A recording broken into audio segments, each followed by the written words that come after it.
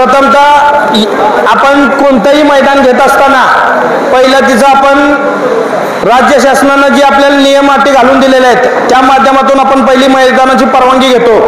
परवानगी घेतल्यानंतर आपले जे यूट्यूबर तिथं जातात, सगळ्यात महत्त्वाचं जर तिथं अडथळा किंवा धोकादायक स्थितीतलं क्षेत्र असेल तर ते तुम्ही संघटनेच्या आणि संबंधित तालुका कमिटीच्या कानावर घाला, जेणेकरून ते मैदान आपल्याला थांबवता येईल, मैदानात जाण्या अगोदरच थांबवता येईल. त्यामुळे ही तुमची जबाबदारी यूट्यूबरांची. पहिला आपला नियम प्रवेश फी ही बक्षिसाच्या 1% असावी. 1 लाखाचं बक्षीस असेल तर प्रवेश फी 1000 रुपये राहील, पण त्यालाच शेवटचं बक्षीस हे 10,000 रुपये पाहिजे.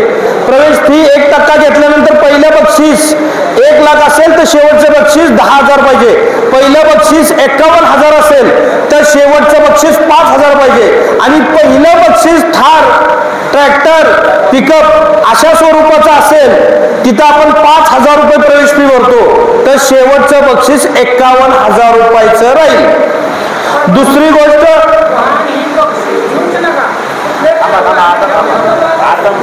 गोष्ट लॉबी टचचा सर्वानुमते निर्णय. आणि गौतम भाई यांनी आता सांगितलं की ती यात्रा कमिटीकडे न देता आजच तो निर्णय घ्या. लॉबी टच हा जर बैल तासातनं पळाला किंवा चाक छकड्याचं तासातनं पळालं तर त्याला निकाल दिला जाईल, पण तासाच्या पलीकडं जर कोणत्या बैलाचा पाय गेला किंवा त्या छकड्याचं चाक गेलं तर ती गाडी पूर्णतः बाद केली जाईल. हे छोट्या कारण चाक गेलं आणि ती फाटी वजवलेली नसेल तर ते पारदर्शकपणे आपल्याला दिसत नाही, मध्ये आधी कुठं झालेलं असेल. लाईव्ह टेलिकास्ट काही लोकांची कॅमेरा क्लिअरिटी चांगली आहे, काही लोकांची कॅमेरा क्लिअरिटी तेवढी चांगली नाही, ते स्पष्ट होत नाही. ह्यासाठी जर बैलाचा पाय किंवा चाक पलीकडे गेलं तर ती गाडी फॉल धरण्यात येईल. प्रत्येक फाटीची रुंदी ही आता कमीत कमी 11 ते 12 फुटाची असावी. तिसरा नियम, गाडी बक्षीस असेल तर जर मोठी गाडी असेल 4 चाकी तर ती त्या आयोजकांनी संबंधित बक्षीस हे आम्हाला रजिस्टर करून द्यायचं आहे. गाडी 10 लाखाची रजिस्ट्रेशनला आम्ही 2.5 लाख रुपये भरायला मोकळे नाही, अन्यथा तुम्ही ते गाड्यांची बक्षीस ठेवू नका. आणि 2 व्हीलर बक्षीस हे सर्रास पूर्णपणे आजपासून बंद. येत्या 10 तारखेला जे दुसरा बैल आदत बैलचा आपण मैदानावर निर्बंध घालतोय, 2 व्हीलर बक्षीस हे पूर्णपणे बंद होईल. काही आयोजक वाद घालतात, आरेरावी करतात किंवा मारहाण करतात, त्या ठिकाणी तालुका कमिटी आणि संबंधित एखाद्या बैल मालकावर जर त्यांनी टू व्हीलरचं जर त्यानं पासिंग करून दिलं आणि पावत्या ती घेऊ द्या घेऊ. जर तो आयोजक वाद घालतोय तर त्या ठिकाणी तालुका कमिटी, त्याचबरोबर ज्या माणसाशी त्याचा वाद झालेला आहे, बऱ्याच वेळा मी बघतो आता की एखादा निकाल जर एखाद्या बैल मालकाला बघायचा असेल तर तिथे दाखवला जात नाही आणि तसं जर विचारणा करायला गेला तर त्याला मारहाण केली जाते. संबंधित बैल मालकाला पण आलं पाहिजे आणि तालुका कमिटी ह्या सगळ्यांनी एकत्रित येऊन त्याच्यावर गुन्हा दाखल करायचा आहे. आणि कोणताही आयोजक म्हणत असेल की ही माझ्या यात्रेचं मैदान आहे, हे माझ्या गावचं मैदान आहे, हे आम्ही आमच्या पद्धतीनं करणार, तर त्यांना माझं एक सांगणं आहे, गेली 10 वर्ष मैदानं बंद होती तेव्हा तुम्ही मैदान आयोजित करायला काय झोपला होता का? त्यावेळेस तुम्हाला काय पुढं येऊन मैदानं भरवता आली नाहीत. त्यामुळं ज्या संघटनेनं ही मैदानं सुरू केलीत, ज्या बैलमालकांच्या माध्यमातून ही मैदानं सुरू झालीत, त्यांनी जे नियम अटी ठरवल्यात त्या नियम अटीला अधीन राहून तुम्हाला मैदान पूर्ण करावं लागेल. आणि ज्यावेळेस समालोचक युट्यूबर हे तिथं जातात त्यावेळेस पहिला मुद्दा तुम्ही मांडा, समालोचक आणि झेंडापंच, की संघटनेच्या नियमांशी अधीन राहून जर तुम्ही मैदान करणार असाल तर आम्ही मैदानात थांबतो, आता अन्यथा तुम्ही त्या मैदानाचं सुरुवातीपासूनच समालोचन टाळा. त्याचबरोबर बैल मालक काही ठिकाणी असं होतं की समालोचक उतरून गेले, झेंडापंच उतरून गेले. परवाचंच मैदान अपघात झाल्यानंतर समालोचक गेले, झेंडापंच गेले, पण अतिउत्साही बैल मालक तिथं म्हणले आम्ही पळतो.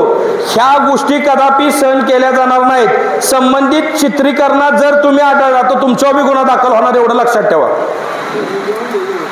एक बैल एकदाच पळवला जाईल, मग तो नंबर टाकून असू किंवा कशाही स्वरूपाचा असू, जर ते निदर्शनास आलं की संबंधित बैल मालक जर भैया बैल डबल पळवतोय किंवा त्याचं वासरू जरी असलं तरी डबल पळवतोय आणि त्याच्यावर जर ऑब्जेक्शन घेतलं तर संबंधित बैल मालकावर संघटनेच्या वतीनं कारवाई करण्यात येईल. मग त्याचा बैल 1 महिना बॅन केला जाईल. परत जनतेनं म्हणायचं नाही की नंदीवर अन्याय केला. आणि हा सरकारी नियम आहे. आणि सरकारनं राज्य शासनानं जी नियमावली तयार केलेली आहे त्यात एक बैल फायनल पर्यंत 3च वेळा पळवला जाणार असे नियम आहे. त्यामुळे एक बैल एकदाच पळवला जाईल. समालोचक रणजितनं सांगितलं की आमचे 3 समालोचक स्टेजवर असू द्या. ठीक आहे, आम्ही 2 म्हणत होतो तिथं 3 केले, पण ज्यावेळेस 3 समालोचक तुमचे असतील, 3 समालोचक असतील तर तिथं लेखनिकचं काम तुमच्याच समालोचकाने करावं. प्रत्येकाच्या हाताखाली एक असिस्टंट नको. आणि आता भाईयांनी सांगितलं की जर आपण बैल एकदाच पळवतोय, जर सामना असेल भैया बैल ज्यावेळेस एकदा पळवणार आहे त्यावेळेस त्या ठिकाणी मर्यादितच गाड्या पळणार आहेत. कारण की जो बैल एकदा मार खाल्लाय, एका गटाला 8 गाड्या पळाल्या आणि 7 गाड्यांनी मार खाल्ला तर ती घरी जाणार आहेत. तर अशा ठिकाणी सामना आटातटीचा सामना झाला तर त्या दोन्ही गाड्यांना पुढे चाल देण्यात यावी. सामना तो कॅमेरात दिसतो, तो कॅमेरात दिसतो. सेमी फायनलला तर कॉम्प्रोमाइज गटाला आपण काय सांगितलंय की सामना जर दोन्ही अँगलनं जर दोन्ही बैल काना मात्र जर पुढे मागे दिसत असतील आणि पंचांचा निर्णय जर सामना असेल तर तो सामना त्या दोन्ही गाड्या गटाला पुढे चाल दिली जाईल. आणि जर सेमीला झाला तर सेमीला संबंधित दोन्ही बैल मालकांच्या माध्यमातून त्यांनी जर एकच गाडी पळवली तर ठीक, अन्यथा त्या दोन्ही गाड्या परत नाहीत पाठवायच्या. नियम आपण मोडायचे नाहीत, परत नाही पाठवायच्या. आपण चिठ्ठी टाकायची आणि ज्याची चिठ्ठी निघेल त्याची गाडी पळेल. तुमच्यात जर संगनमत होत नसेल तर परत पळवून बसायचं आणि अर्धा तास घालवायची वेळ नाही आपल्याला. नाही, चिठ्ठी काढून आहे ना ती गाडी पळवल्यानंतर तिला जो नंबर येईल ना ती बक्षीस दोघात विभागून द्यायची.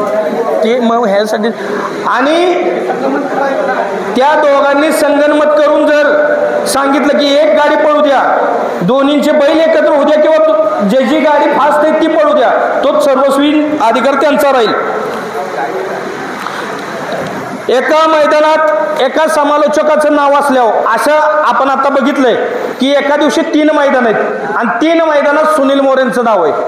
अशा ठिकाणी ज्यावेळेस एक मैदानाचे हँडवेल निघाल्यानंतर समालोचकांनी त्या गोष्टीत लक्ष घातलं पाहिजे. दुसरे आयोजक जर तुमचं नाव टाकत असतील तर तिथं तुम्ही तुमच्या सहकार्याचं नाव टाकायला हवा. जे ह्या गोष्टीतून काय होईल, प्रत्येकाला मैदान मिळतील.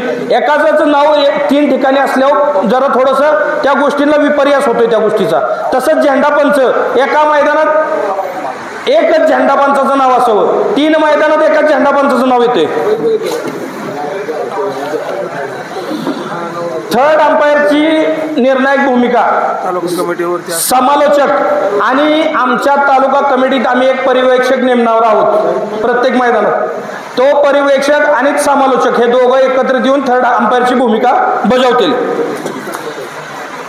वेळेचं बंधन प्रत्येक गटात 7 ते 10 मिनिटाचं वेळेचं बंधन असावं. प्रत्येक मैदानात बजर आणायची गरज नाही. समालोचकांच्या मोबाईलमध्ये आता ती रिंगटोन आहे, तो बजर वाजवा ही तुम्ही भूमिका बजवा. आणि बजर वाजवल्यानंतर जर एखादी गाडी येत असेल तर 99% ती गाडी बाहेर न पाठवण्याचा प्रयत्न करा. त्याचबरोबर ड्रायव्हर वारंवार सांगून सुद्धा शेफ्टीचा चावा घेतात. पहिल्यांदा तुमच्यावर गुन्हा दाखल, त्याचबरोबर संघटनेचा 5,000 रुपयाचा दंड. दुसऱ्यांदा जर तो ड्रायव्हर त्याच संबंधित बैल मालकाच्या गाडीवर जर त्यानं त्या शेफ्टीचा चावा घेतला तर त्या बैल मालकावर पण गुन्हा दाखल.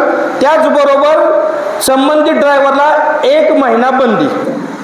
जर पहिल्यांदा सांगून तुम्ही 5,000 भरून ऐकलं नाही तर तुम्हाला 1 महिन्याची बंदी घालण्यात येणार तुमच्यावर. बोगस मैदान, ज्या ठिकाणी बोगस मैदान होत्यात त्या ठिकाणी तालुका कमिटी ऍक्टिव्ह झाली पाहिजे. तालुका कमिटीनं त्या बोगस मैदानावर गुन्हा नोंद केला पाहिजे. जर तुम्ही ऍक्टिव्ह झाले नाही तर ह्या बोगस मैदानांना आपल्याला आळा घालता येणार नाही. त्याचबरोबर पावत्या 99% मैदान, आता पावसाळ्याचे दिवस आहेत, पावसाळ्याचे दिवस आहे भैया, म्हणजे लवकर मैदान उरकायला लागतं, अंधार पण लवकर पडतोय. प्रत्येक मैदानात ऑनलाईन 2 दिवस तुम्ही चालू ठेवा आणि सकाळी 11 ते 12 वाजेपर्यंतच पावती घ्या. 12:30 वाजता सगळे गट जाहीर करा. ऑनलाईन पावत्या आणि मैदानात नोंदवलेल्या पावत्या ह्याच्यावर लक्ष द्या. आदत बैल, दुसरा बैल आणि ओपन वारंवार सांगून आपण आदत बैल पहिला तर एक सगळ्यांना महत्वाची गोष्ट सांगतो. आदत बैल हा मूळता आपल्या क्रायटेरियात नाहीये. जो GR निघालाय त्यात आदत पळवण्यास बंदी आहे. पण सर्व शेतकऱ्यांचा, सामान्य लोकांचा विचार करता संघटनेनं त्या गोष्टीला मुभाव दिली असताना तुम्ही आदत बैल आणि दुसरा बैल दोन्ही मैदान एकत्र घेऊ नका. एक तर आदतचंच मैदान घ्या. ज्याला कुणाला वाटतंय दुसरा बैल भरवायचा आहे मग तिकडे 50 गाड्या होत्या, तू दुसरा बैल भरव. आणि ओपन कोणतंही मैदान येत्या 10 तारखेपासून एकत्रित होणार नाही. येत्या 10 जून पासून कोणत्याही मैदानात एकत्रित होणार नाही. आदत बैल पळवताना ज्यावेळेला शिमीला संगती त्यावेळेला त्याचा बैल आणि दुसऱ्याचं वाचरू बैल घालून पळवतो. आता आप्पा केवढी ते काय आहे, आपणचं म्हणणं असं आहे की आदत बैला जर सामना झाला सेमीला तर आपण 2 बैल पळवताना ती दोन्ही बैल एकत्र येऊन पळतील. त्या ठिकाणी एक वासरूच आणि एक बैल ह्या दोघांना एकत्रित करून पळवायचे. नाही तर आदतच्या मैदानात दोन्ही ओपनचे घालून 1 नंबर कराल काय सर, बरोबर का? जिथं कमिटी नाही हा आणि आदत बैलच्या मैदानात ज्या वासरांना व्यसन नाही किंवा जी वासरं आता तुमच्याकडे थर्ड अंपायरचे अधिकार दिलेत, जी वासरं अतिशय लहान वाटतात 5-6 महिन्याची अशी वासरं पळवणं टाळा. थोडंसं आपल्याला कठोर व्हावं लागेल तिथं, पण ती भूमिका घेतली पाहिजे आपण. जिथं कमिटी नाही, कार्यरत नाही असे 2-3 तालुके आहेत. इंदापूर तालुका आहे, बारामती तालुका आहे, कडेगाव तालुका आहे. त्या ठिकाणी पुढच्या महिन्यात आपल्या अखिल भारतीय संघटनेच्या पुणे सोनाई गार्डनला पदवाटपाचा कार्यक्रम घेणार आहे आपण आपल्या लेटर पॅडवर. त्या ठिकाणी ती कमिटी आम्ही संघटनेमार्फत तयार करू. सर्व गोष्टींचा विचार करून ते सर्वस्वी जबाबदारी, त्या गोष्टीची जबाबदारी आमच्याकडे राहील. आम्ही संघटनेचे वरिष्ठ पदाधिकारी बसून तिथली कमिटी तयार करू. आम्ही पारंपरिक मैदान कोरेगाव आणि पुसेगाव, सातारा छकडीचं उगमस्थान हे सातारा जिल्हा आहे आणि तिथलं पारंपरिक मैदान आहे. तर माझी कोरेगाववरून आलेल्या आमच्या सगळ्या बैल मालकांना आणि पुसेगावच्या बैल मालकांना विनंती आहे, त्या मैदान फार प्रचंड मोठं भरतं, परंपरेचं मैदान आहे. थोडंसं नवीन युवा पिढी तुमच्यातली तयार झाली, त्यांना थोडासा आवर घाला. आज तुम्ही बैल मालक आहे, तुम्ही सगळीकडे जाता. एखाद्या ठीक आहे दबाव तंत्र असावं, मैदान मोठ्या स्वरूपाचं आहे, पब्लिकचा त्रास होतो हे मान्य आहे, पण एखाद्याला मारण्याची बी पद्धत पाहिजे. ते कितपत असावी ह्याच्यावर तुम्ही त्या कोरेगावमधील बैल मालक आणि पुसेगावमधील बैल मालक यांनी लक्ष द्या. आपलं परंपरागत मैदान मोठ्या स्वरूपाचं भरतं तर त्याला गालबोट लागता कामा नये. आणि तिथं निकाल द्यायला तुम्ही तुमचे तिथले स्थानिक गट तर विसरून तुम्ही सगळ्यांनी त्या मैदानात भाग घेऊन तिथले निकाल पारदर्शक व्हावेत एवढीच मनोमन इच्छा आहे. मैदानात जे व्यावसायिक आहेत हॉटेलवाले ते मैदानच्या जवळपास त्यांचा स्टॉल लावतात. त्यांना एक विनंती आहे, आम्ही तुमच्यावर कोणते निर्बंध लावत नाही, पण एखाद्या बैलाची गाडी हुसकून तुमच्या हॉटेलमध्ये घुसली, संबंधित तुमच्या हॉटेलचंही नुकसान होणार, एखाद्या बैलाला इजा होणार. जर एखादा माणूस बसला असेल त्याच्या अंगावर गरम तेल उडलं तर त्यालाही तिथं इजा होण्याची शक्यता आहे. त्यामुळे जेवढं होता होईल तेवढं निकाल रेषेपासून लांब तुमचे स्टॉल लावावेत. आज ज्या तालुका कमिट्या उपस्थित नाहीत ना, आज सगळ्यांची नोट केलेली आहेत, सगळ्यांची नावं लिहून घेतलेत आपण. ज्या तालुका कमिट्या उपस्थित नाही राहिल्या, वर्षातून 1 दिवस जर तुम्ही संघटनेसाठी देऊ शकत नाही, तुम्ही रोज, आता ही सकाळी आलेली माणसं आहेत, अजून यांनी जेवण केलेलं नाही, काही जणांनी नाश्ता केलेला नाही, पण ह्या सगळ्यांचं योगदान आहे म्हणून संघटना चालली. आणि 1 दिवस जर तुम्ही संघटनेसाठी काय देऊ शकत नाही ना, तर तुमच्यावर 100% येत्या पुढच्या महिन्यात निवड प्रक्रियेत आम्हाला फेरबदल करावे लागतील. आणि जे लोक संघटनेत कार्यक्षम नाहीत त्या ठिकाणी 100% आज तुम्हाला सांगतो नवीन निवडी करणार आहोत. गावगट, बरेच ठिकाणी असं होतं की बक्षीस असतात 7, गावगट, गाव सेमी. गावगट जरूर पळवा म्हणजे चिठ्ठ्यांचा घोळ होत नाही, पण सेमी आणि फायनल हे जनरलमध्येच तुमच्या चिठ्ठ्या टाकल्या जातील. सेमीला तुमच्या गावगटाचा वेगळा सेमी होणार नाही, तो जनरलमध्येच टाकला जाईल तुमचे चिठ्ठे, एवढं लक्षात घ्यायचं आहे. संघटनेची परवानगी पुढच्या महिन्यात आपण ज्यावेळेस पदवाटपाचा कार्यक्रम करणार आहे त्यानंतर संघटनेची परवानगी असल्याशिवाय आणि संघटनेच्या पदाधिकाऱ्यांचं तिथं होकार आल्याशिवाय कोणीही त्या मैदानात जायचं नाही. आणि जर एखादा बैलगाडी मालक आनंद आप्पांच्या सारखा संघटनेचे नियम धुडकावून गेला तर तिथं त्याच्यावर अन्याय झाला तर त्याला संघटना जबाबदार राहणार नाही. तुम्ही काय करता, ज्यावेळेस तुम्ही त्या मैदानाचे साक्षीदार होता आणि अन्याय झाल्यानंतर मग संघटनेकडे वरडत येतात. गौतम भाई यांनी मगाशी परखडपणे सांगितलं की संघटनेचे पदाधिकारी चुकले तर, बाह्य संघटनेचे पदाधिकारी चुकले तर त्यांनाही माफी नाही. याचं उदाहरण देतो. तुम्ही कदमवाडीच्या मैदानात होता मोरे, आबांच्या गाडीला निकाल दिला होता, बकासूरची गाडी फॉल बांधली होती. ड्रोनचा व्हिडिओ माझ्याकडे उशीर आला, संग्राम भैया बनकर बैल भरून चालला होता. मी व्हिडिओ बघितल्यानंतर मी आबांना फोन केला, आबा तुमची गाडी फॉल आहे. मोरेंना फोन केला, आबांच्या गाडीचा निकाल कॅन्सल करा आणि भैयाच्या गाडीला द्या.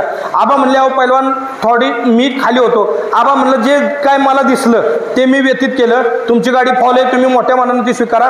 आबांनी एकही शब्द न काढता लगेच तो निकाल स्वीकारला. असं संघटनेच्या पदाधिकाऱ्यांनी वरिष्ठांनी निकाल स्वीकारले पाहिजेत. सर तुम्ही मागाशी एक मुद्दा मांडला, महाराष्ट्रभर एकच नियमावली. कुस्तीत बी 2 प्रकार आहेत, ग्रीको रोमन आणि फ्रीस्टाईल. त्याचे वजन गट वेगळे आहेत, नियम वेगळे आहेत, पॉईंटचे जो तक्ता आहे तो वेगळा आहे. तशाच पद्धतीनं 4 बैलांचा घाटाची नियमावली वेगळी, पश्चिम महाराष्ट्रातल्या छकडीची नियमावली वेगळी, शंकरपट वेगळा, आरत परत वेगळं, ह्या सगळ्या गोष्टी आहेत. तर आपण ज्या भागात असेल तिथलीच फक्त नियमावली ग्राह्य धरू आणि संघटनेच्या वरिष्ठांनी हिथलं सगळं पारदर्शक झाल्यानंतर आरत परत आणि घोडा बैल त्याच्यावर बंदी कशी घालायची किंवा आरत परतला जे नियम घालून दिले त्या नियमावलीत राहून मैदान कशी होतील जेणेकरून भविष्यात अशा स्वरूपाचा आपल्याला त्रास पुन्हा होणार नाही ह्याची दक्षता आपण सगळ्यांनी घ्यायची. चिठ्ठीत घोळ, काही ठिकाणी समालोचकांनी चिठ्ठीत घोळ केला, ते आपल्याला निदर्शनास आलं. त्यावेळेस आपण त्यांना सूचना केला, त्यांनी ते मान्य केल्या. आयोजकांनी काही ठिकाणी चिठ्ठीत घोळ केला तर त्याला साक्षीदार समालोचक तुम्ही होऊ नका. आणि काही ठिकाणी बैल मालक पण चिठ्ठीत घोळ करतो. जर एखाद्या बैल मालकाला बाया चिठ्ठ्या काढायला बोलावलं, या दोन्ही बोटाच्या मध्ये चिठ्ठी धरतो, हात आत घालतो आणि त्याची चिठ्ठी मध्ये टाकतो. त्याचंच उदाहरण देतो. पसरणीच्या मैदानात मगाशी विकास सरांनी उल्लेख केला, 158 नंबरची चिठ्ठी, आप्पा पैलवान कुमटे, चिठ्ठी एकच आणि 2 गटात निघाली. चिठ्ठी नंबर एकच 158 नंबर आणि 2 गटात चिठ्ठी आली, एक आली 13व्या गटात आणि एक आली 17व्या गटात. असं जर कुठल्या बैल मालकानं केलं तर त्याच्यावर पण 100% कारवाई होणार, एवढं लक्षात ठेवा. आणि जाता जाता आता बाकी काही न सांगता आबा काय विषय असतील ते बोलतील. आप्पा मागाशी तुम्ही बी आता हे तर मुद्दे झालेत, तुम्ही मागाशी मुद्दा उपस्थित केला, पैलवान गरीबाच्या घरी तयार होतो, मोठ्याच्या घरी जन्माला येत नाही. अहो तुमच्या समोरची उदाहरणं आहेत. इथं उदयदादा बसलेत, गौतम भैया बसलेत, शेवाळे आबा बसलेत. ही गरिबा घरची पैलवान नाहीत. फक्त त्यांची जिद्द चिकाटीन प्रामाणिकपणा असेल तर तो पैलवान कुणाच्याही घरी जन्म घेतो. ह्याचं ज्वलंत आणि जिवंत उदाहरण ही 3 व्यक्ती आहेत. ही गरिबा घरची नाहीत, पण ही श्रीमंत घरची असून ह्यांनी नाद योग्यरित्या जोपासून आज त्यांचं नाव लौकिक मिळाले. तशाच पद्धतीनं हेच मोठ्याच्या घरी आणि तुम्ही गरीबाच्या घरी असं नाही. तुमच्यासारखा गरीबाच्या घरी जन्माला आलेला, कुठंतरी कुडात आणि सफरत राहून मोठा झालेला, त्यानं रणजित निंबाळकरांच्या सुंदरची मागणी 1 कोटीला करावी म्हणजे गरीब बी कुठं जाऊ शकतो ह्याचं बी एक ज्वलंत उदाहरण तुम्ही. म्हणजे तुम्ही स्वतःला गरीब म्हणून घेता आणि 1 कोटीला बैल मागता, म्हणजे हे बघा गरीब कुठं चालले. त्यामुळे गरीब श्रीमंत ही तफावत राहिलेली नाही. आपण सगळे एक आहोत. सगळ्यांनी आज अखिल भारतीय बैलगाडी संघटनेच्या विनंतीला मान देऊन आपण सर्वजण इथं उपस्थित राहिला.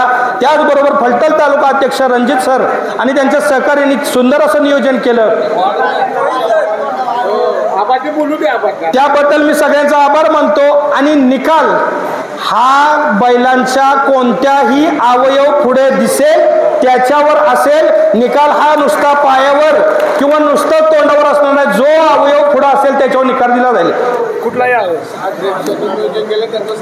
आणि आबांनी आपलं मनोगत व्यक्त करायच्या अगोदर अखिल भारतीय बैलगाडी संघटनेच्या वतीनं रोहित सर आणि यांचं आणि त्यांच्या टीमचं आपण इथं छोटासा सत्कार घेणार आहोत सर आणि त्यांचे सहकारी कृपया करून इथं सगळ्यांनी उपस्थित राहायचंय.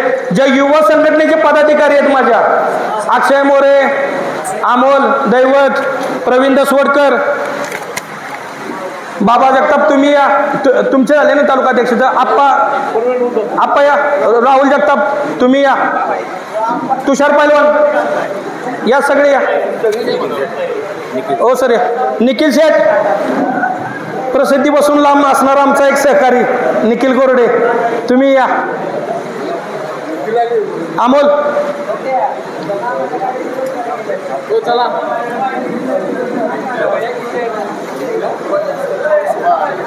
हे सुंदर असं नियोजन करणारे रोहित यादव सर, सतीश डोंबाळे, बापूराव लोखंडे, नितीनदा जगताप, गणेश वाघमोडे, हर्षद भोईर. जिल्ह्यातून काय बैल इथं येतात आणि ते काही बैलगाडी मालक आपल्या इथं त्यांना वास्तव्याला त्यांच्यापाशी ठेवतात आणि त्यांच्या नावावर पळवतात.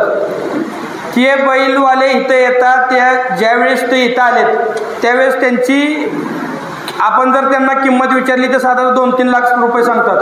पण ज्यावेळेस एखादा बैलगाडी मालक इथं आणून तो बैल त्याच्या डोक्यानं पळवून दुसऱ्या दिवशी ते 30-40 लाख रुपये सांगतात. तर त्यासाठी एक करा, जशा पद्धतीनं आपले बैल मुंबईत गेल्यानंतर आपण संबंधित त्यांनी नियम केलेला आहे की जो बैल ज्याच्याकडे उतरेल त्याच्या नावाचा तो करार होईल किंवा तो बैल त्याच बैल मालकाच्या नावावर पडेल. एक बैल 10 जणांच्या दारात जाऊन पडणार नाही. ज्याच्याकडे पहिला आलाय तो बैल कायमस्वरूपी त्याच्याच नावावर पळवला जाईल आणि त्याचा करार असेल तरच, अन्यथा बैल कुठली लातूर नाही बैल येतात. लातूर, चाळीसगाव, नाशिक या ठिकाणून बैल येतात. महाराष्ट्राच्या बाहेर आहे काय? नाही महाराष्ट्राच्या आतच आहेत की. मग मुंबईत जी बैल जातात ती काय महाराष्ट्राच्या बाहेरची येतात का आप्पा? सोडून द्या. काय त्या रोगा मुद्दा काढत बसू? नाही आप्पा, सगळ्या बैलवाल्यांचा मुद्दा आहे. हा महत्वाचा बी आहे. हा त्यांना सगळी गाडा मारले. मला सांगा तो मुद्दा नाही योग्य का? नाही चालत बसताय. ऐका ना.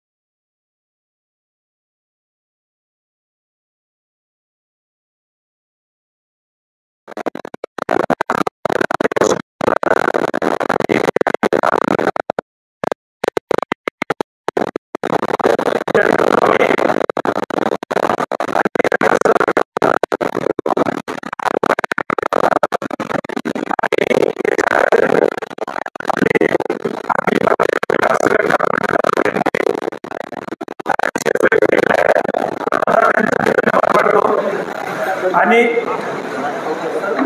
इथं आलेले सर्व बैलगाडी मालक किंवा तालुक्याचे अध्यक्ष असतील, नंतर समालोचक मंडळी असतील, यूट्यूबवाले असतील, अजून झेंडापंच, बाकी इतर घटक जे काही इथं आलेले आहेत तर त्यांचं मी आभार मानतो. आज रोजी आम्ही सर्वांनी चर्चा करून किंवा आपले सर्वांचे प्रस्ताव ऐकून त्याच्यामध्ये काही थोडेफार बदल करून जी नियमावली आपण डिक्लेअर केलेली आहे, ही नियमावली आपण 10 जून नंतर कंपल्सरी स्ट्रिक्टली अंमलात आणणार आहे. तर त्याबद्दल सर्वांनी याची नोंद घ्यावं की 10 तारखेनंतर या संघटनेचे नियमबाह्य जे मैदान करेल त्याच्यावरती आपण कारवाई संघटनेमार्फत किंवा सरकारी दोन्हीपैकी एक जशी जमन तशी कारवाई करणार आहोत. विषय राहिला संघटनेचा रजिस्ट्रेशनचा. संघटना रजिस्टर झाली ह्याला महत्त्व नाही.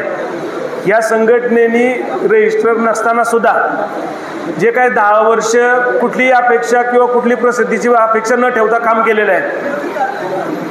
आणि आता काही तांत्रिक अडचणी येतात त्याच्यामुळे हे रजिस्ट्रेशन करणं गरजेचं ठरलं नाही. तर आम्हाला 12 वर्षात कधीही रजिस्ट्रेशन करायची गरजही भासली नाही.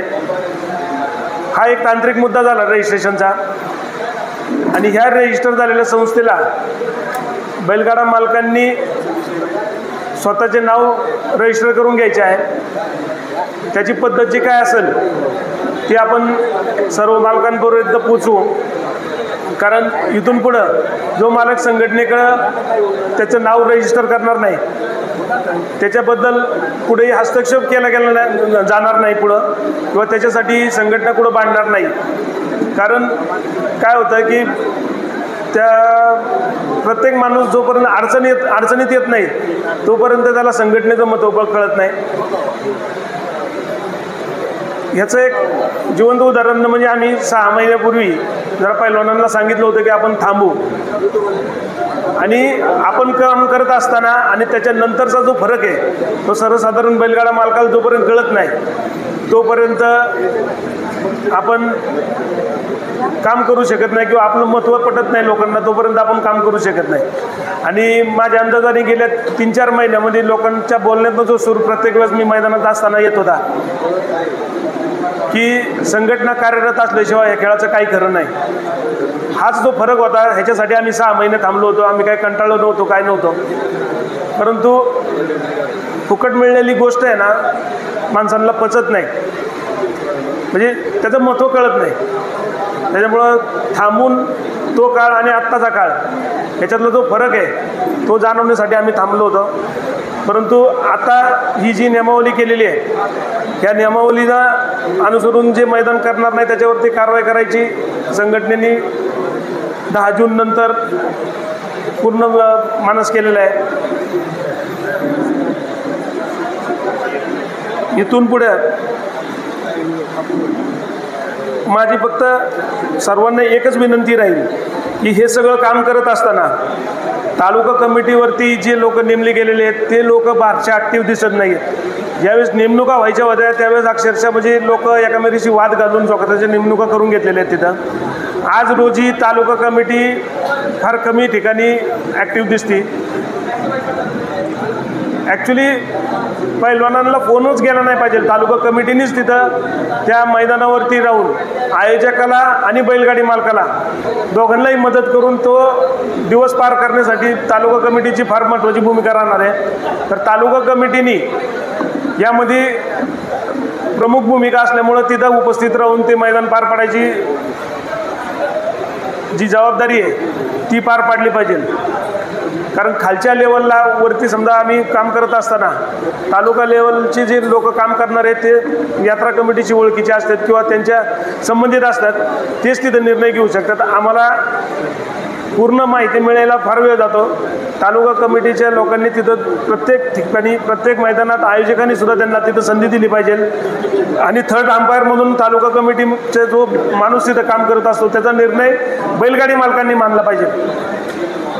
मगाशी फलटण तालुक्याचे जे तालुका कमिटीचे अध्यक्ष आहेत रोहित सर, त्यांनी एक मुद्दा उपस्थित केला की आपण आपल्या तालुक्यात मैदानं व्यवस्थित करत असताना आपल्या तालुक्यातील बैलगाडी मालकांनी बाहेर जाऊन म्हणजे आपला तालुका आपलं घर नीट ठेवायचं आणि दुसऱ्याच्या घरी जाऊन घाण करायची जो प्रकार आहे हा सुद्धा थांबला पाहिजे.